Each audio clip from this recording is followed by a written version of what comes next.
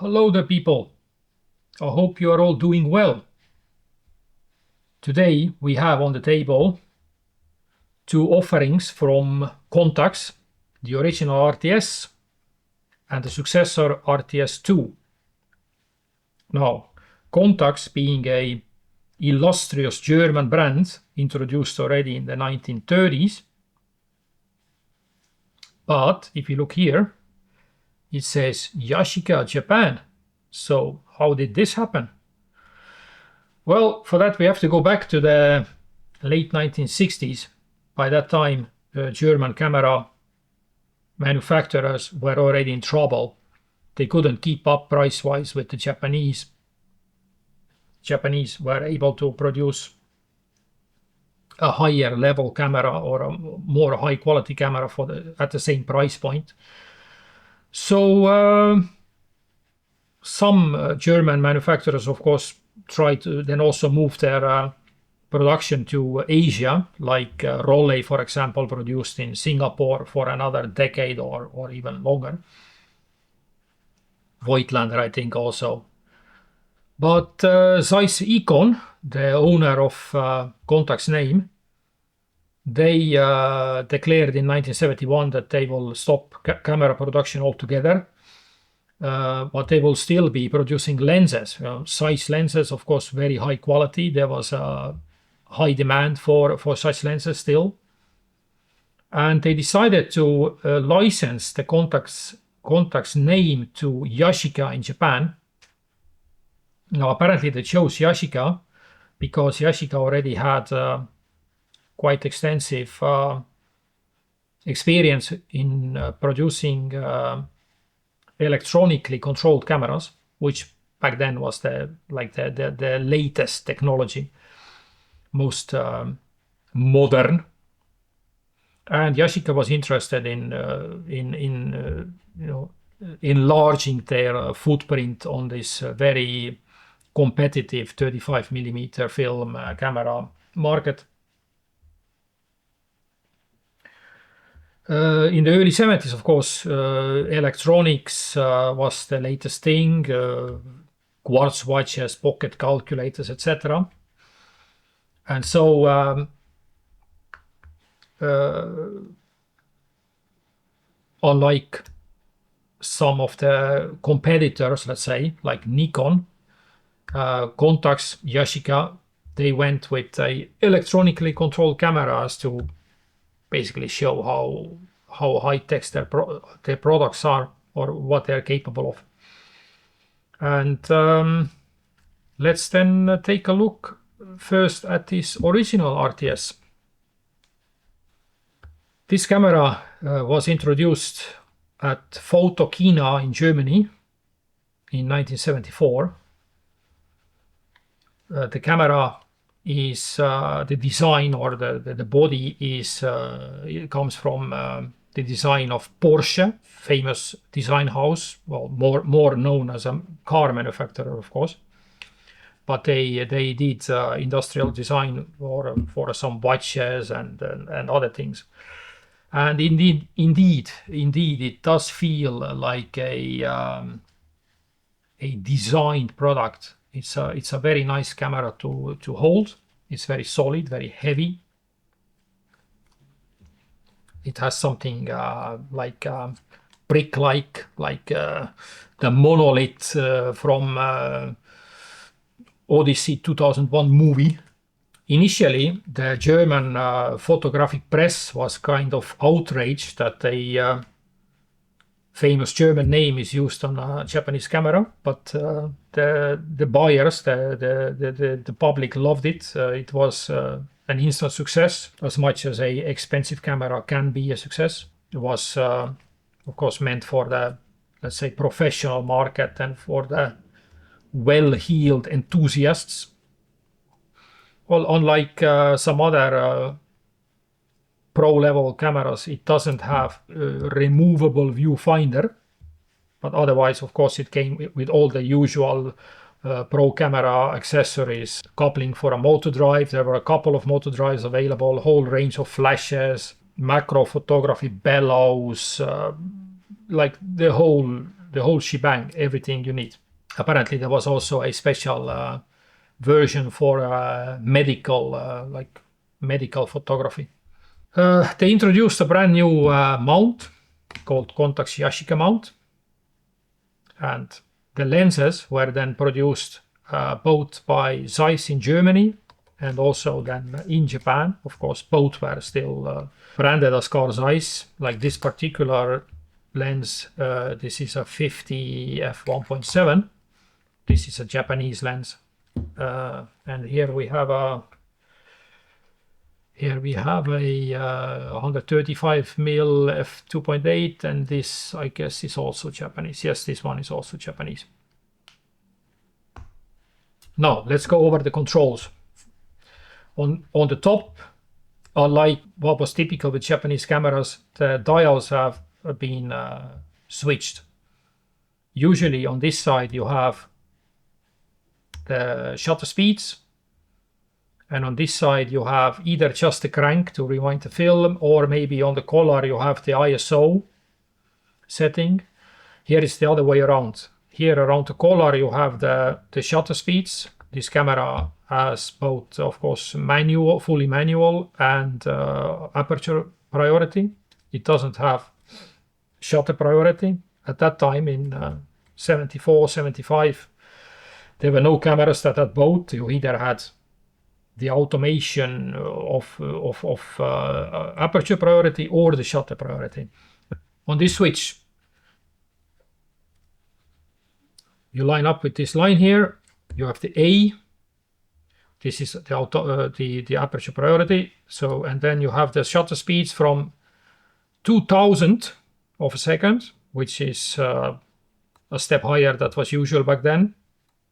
Usually the shutters went only to 1000 or even 1500, and then it goes down, not to 1 second, that was also typical back then, but it goes also to 2 seconds, 4 seconds, and bulb mode, which was ubiquitous, of course.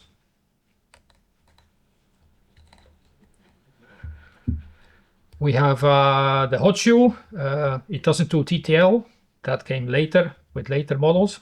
It's just a regular firing pin, let's say. Then on this side, we have the ISO and the German DIN.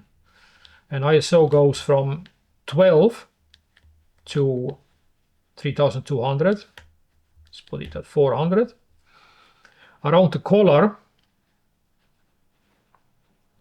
you have the exposure. You have the, instead of like the regular over or under exposure settings where you have +1, +2, -1, -2. Over here you have X1 is the regular exposure, and then half is then -1, and 1/4 is -2. And on this side you have then 2 and 4. That is then the double exposure or the double light, so +1, and then 4 quadruple the light, so +2.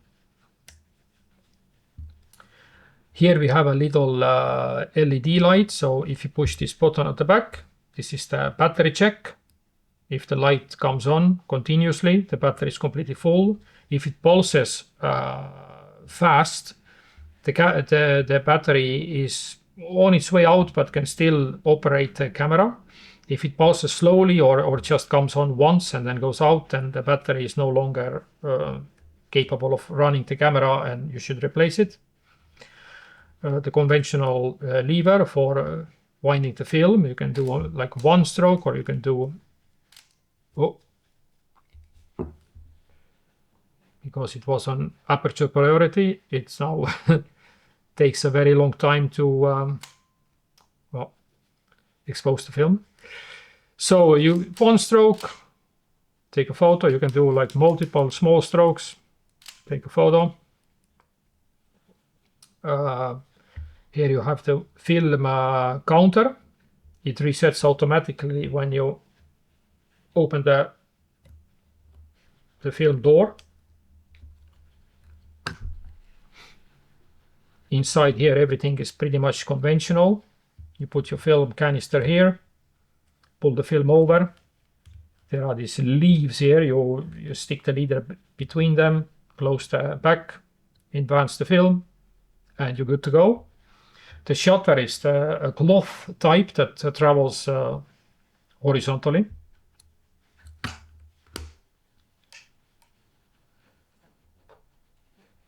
Oh yeah, here, inside here, the white line here. If you have a film in it, and the film has attached itself to the spool correctly, this line will turn. So it's an indicator that that the film is advancing correctly. Quite handy thing. That's it about the controls on top. So at the bottom we have where you put the battery. You open it with a coin. Film release button. If you want to take double exposures, then after first exposure you push this button in, take another exposure, it pops out again. Otherwise, of course, when you rewind the film, you push it in and then rewind it with the crank. 1/4-inch thread. This is the coupling, the mechanical coupling for the motor drive. These are the contacts for the motor drive. Now at the front, we have the exposure check button, which is in combination with its shutter release is probably why it's called RTS real-time system. As this camera has pretty much a hair trigger shutter. It's not like a mechanical button where you first push it down and then it first activates the metering system. No, like this button, it moves only like, I guess, less than a millimeter. So it's handy when you see something and kadang, you can immediately take a photo. There is no delay. The downside is that you might end up taking some photos by accident. There is a separate button for checking the exposure. You don't have to push it to take the picture. The metering is still happening if you just push the shutter. This is handy when you want to check whether maybe on this aperture setting the film will be overexposed despite the fact that it's on aperture priority. For example, let's say you have it all the way on f1.7 and it's very, very light outside, so even the 1/2000th of a second is not fast enough. If you check it with this exposure check button, you will see in the viewfinder that a LED next to the A at the very top of the line of small red LEDs. If the top one is lit up, it means that at this aperture setting the picture will be overexposed. The same thing if the LED next to the B at the very bottom is lit up, that means that there is not enough light. And then you have, of course, all the regular scale of shutter speeds in the middle from 2000 to the lowest. On top you have the apertures. There is a little green translucent plastic tab that moves when you change the aperture. Goes from the lowest to the highest or whatever you set here. And then funny little thing is here at the bottom when you use the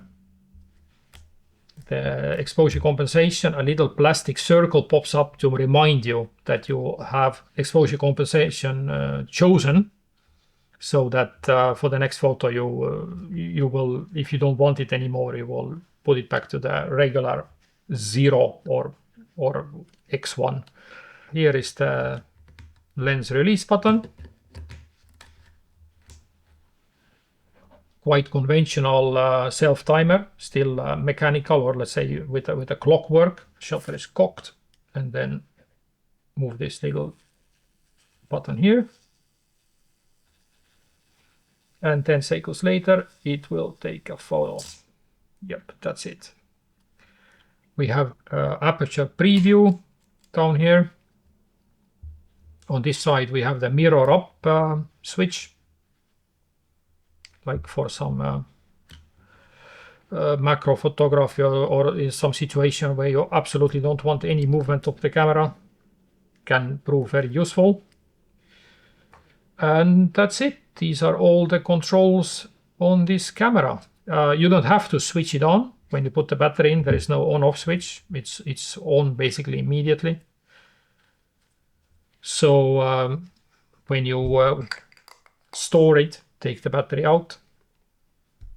Another important point with absolutely any Contax camera is that when you store your camera for a longer period, never store it like this, always on its back, because with these cameras the mirror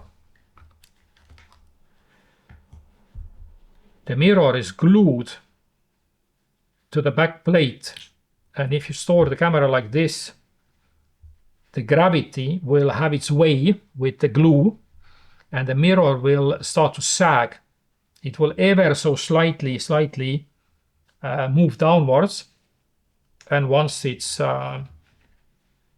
sticks out like about a millimeter or something, what will happen is that well, depends on how far the back of the lens sticks out. Some stick out more than the others. When you take a photo, the mirror will hit the back of the lens, and yeah, you can't take a photo anymore. This happened to this camera, and how I fixed it was I took a soldering iron, put a hot point, a clean point against the back, and then once the glue got a bit softer, I pushed the mirror back and then put the camera into the freezer. And since I'm storing this camera always on its back, I have had no trouble with it later. So something to keep in mind. Now let's take a look at the successor. This one was introduced in 1982. It's no longer designed by Porsche. None of the other Contax cameras was, except the original one, but it's kind of follows the same design. It feels a bit different in hand though. It's like it's a bit more square. On top of the camera, the controls are largely well, similar. Again, on this side we have either aperture priority, or then around the collar all the shutter times, except on this, in this case, they have added a lock button. So if you're on aperture priority, you cannot move it out from this setting unless you push the button, and then you can choose in manual mode, you can choose the shutter times. The flash sync speed is still the same, still 1/60th of a second. And again, the lowest speed that it does automatically is 4 seconds, the same as the predecessor. And then we have bulb, and we also have the X setting. The X setting also locks the dial. So again, you have to push the button to move out of it, and then go back to A, for example, or whatever you want. Another thing that they added is that there is the blind for the viewfinder. Like if you take some long exposure, for example, or any other pictures where your eye is not behind the viewfinder, you can close it with this blind. On the old model, you had to basically slide a plate to the viewfinder. Now this camera, you have to switch on. There is a on-off switch right here. When you see the red dot, then the camera is on. Like this, it's off. The ISO dial is pretty much the same, or exactly the same as the old camera. On one side you have then the ISO. Again, 3200 is the highest, 12 the lowest. Other side you have the DIN settings.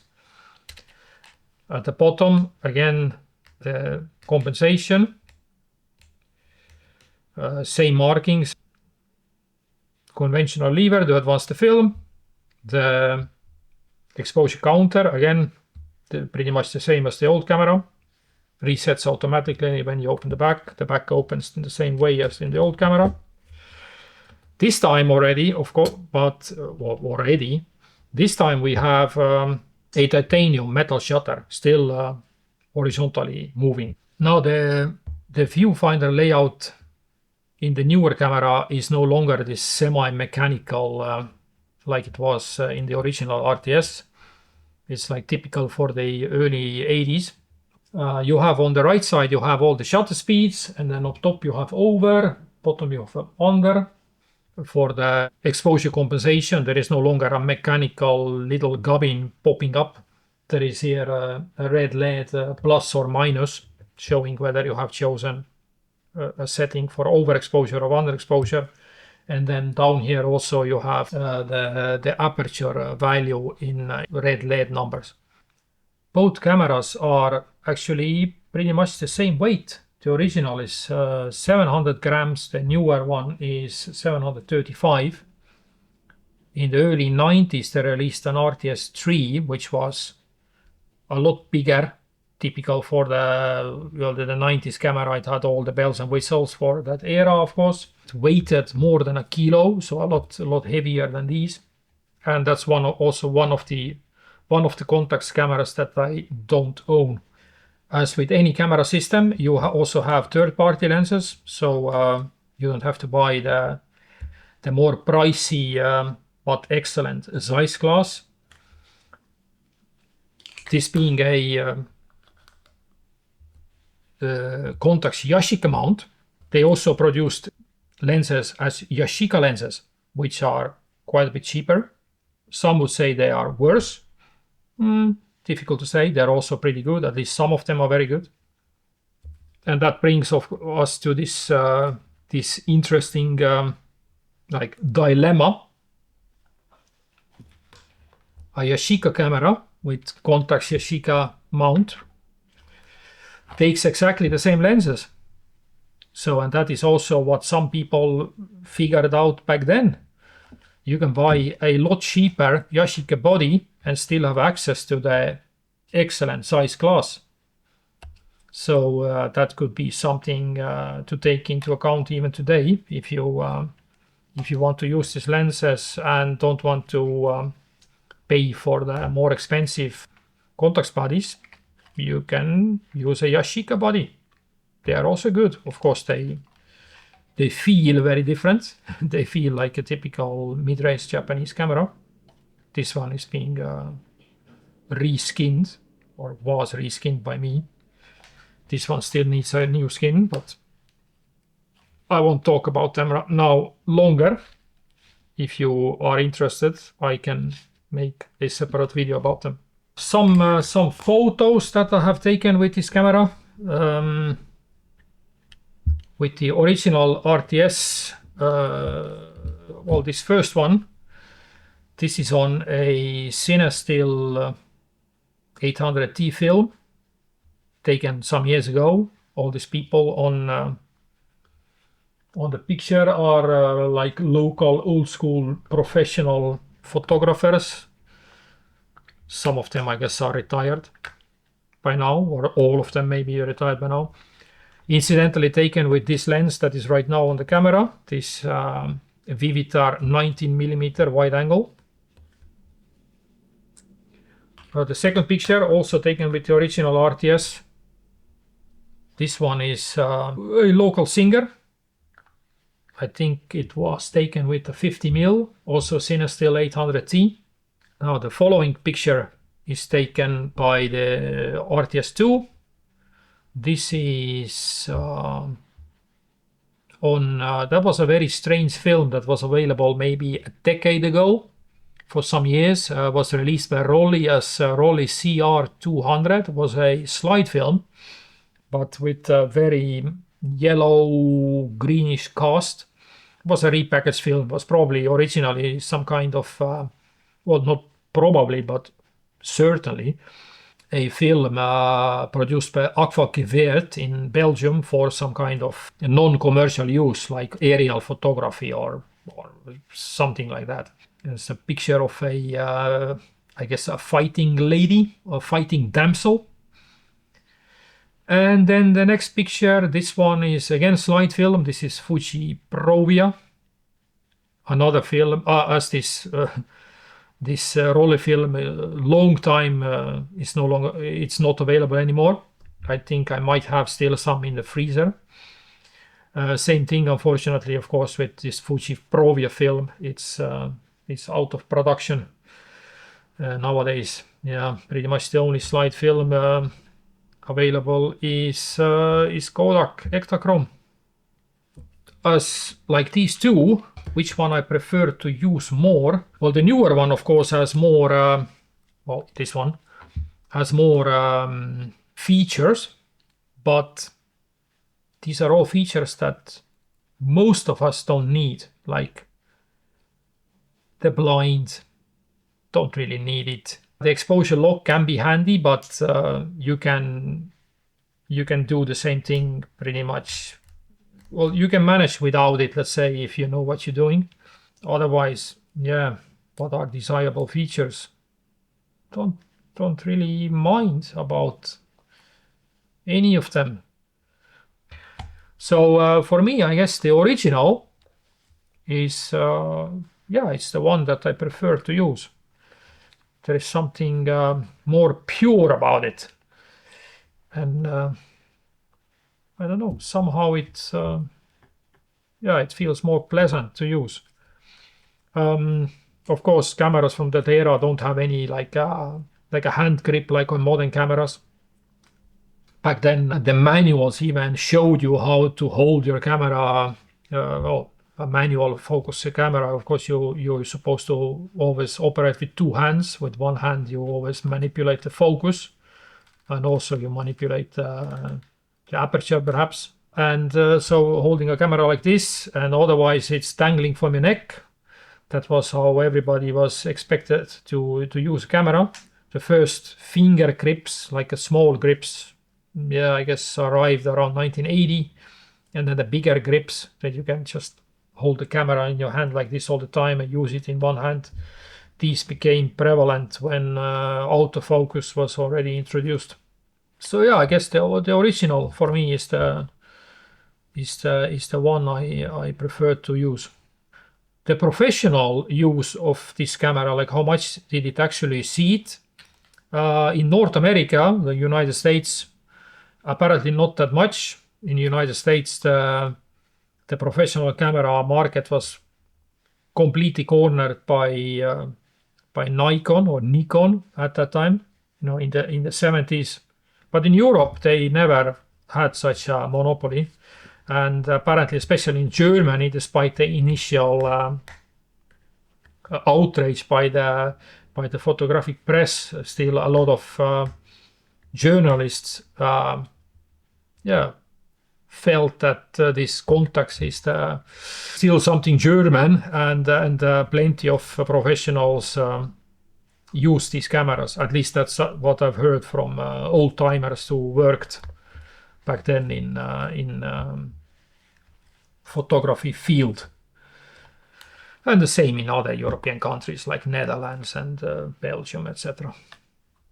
Now, seems that I have exhausted everything I wanted to say about these cameras. If you have any questions, well, leave them in the comment section, and see you next time. I have plenty of other cameras to review. Let's see if I ever manage to do that.